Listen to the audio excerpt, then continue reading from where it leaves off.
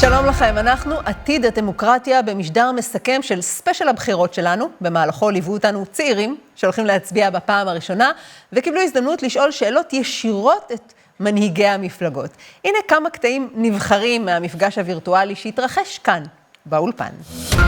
גם השנה הזו, כמו בכל שנה, אתם מפרסמים את המדד השנתי לדמוקרטיה, שזה פרויקט חשוב, שבודק בין היתר את מידת אמון הציבור במוסדות המדינה. על כולנו עברה שנה לא פשוטה, וזה בלשון המעטה. זה משפיע על תוצאות המדד שלכם? ואנחנו רואים שאנחנו בשפל של כל הזמנים. שנתיים לתוך משבר פוליטי עמוק של קיפאון, שנה לתוך משבר הקורונה, והדבר הזה משפיע מאוד ומשפיע רע על שיעורי האמון, משפיע גם על שיעורי הסולידריות. זאת אומרת, התחושה של הלכידות, הערבות ההדדית, היא גם בשפל יחסית לשנים עברו. אולי נקודת אור אחת, זה שאנחנו רואים שדווקא בקרב צעירים יש נטייה לרמות אמון קצת יותר גבוהות מאשר אצל המבוגרים, ובמובן הזה בוא לא נאכזב אותם.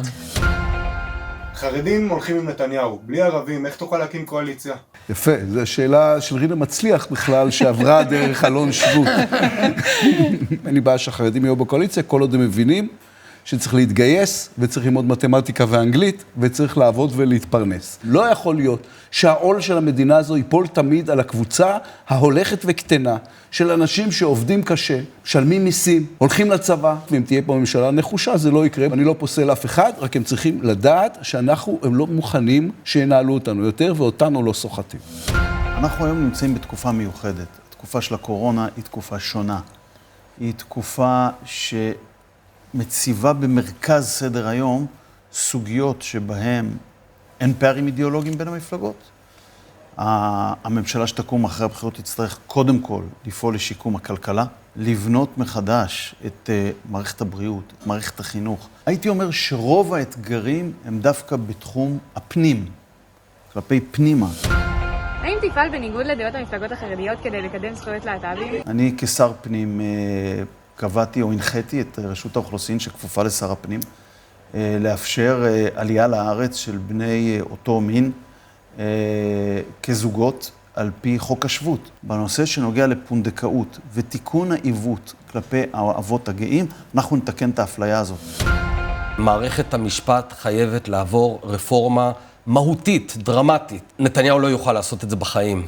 כשהקונטקסט הוא המשפט שלו, אז בוודאי הוא לא האיש לתקן. חייבים לתקן. נתניהו צריך ללכת הביתה לא בגלל תיק 4,000 או תיק 2,000, אלא בגלל 3,000 ההרוגים שהוא ורגב וגנץ אחראים להם בגלל מחדל המוטציות בנתב"ג. כשעושים אבל את כל הניתוחים הפוליטיים, אז מסתכלים ואומרים, המספר שמכוונים אליו, האם 61 מנדטים כולל אותך לנתניהו חרדים, שיאפשר לו לחמוק מהמשפט ואת כל החוקים, החסינויות למיניהם, או כל הקומבינציות האלה. איפה אתה עומד ביחס? לא, אני מאוד לספור אותך שם? אני מתנגד לחקיקה רטרואקטיבית. אני בעד קדימה תיחום וקציבת הכהונה של ראש הממשלה ל8 שנים, לצד חוק שדוחה עד לסוף הקדנציה שלו את כל ההליכים המשפטיים עם הקפאת מצב.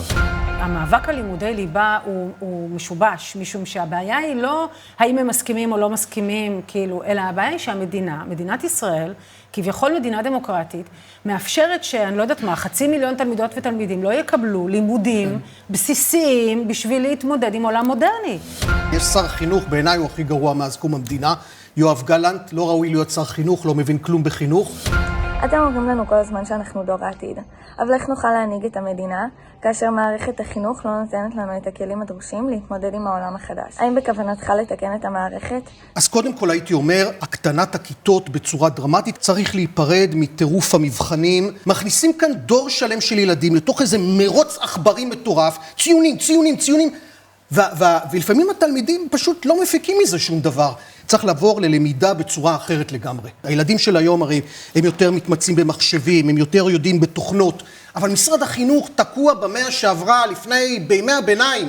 שאני אהיה שר חינוך, מבטיח לכם שאעשה יותר.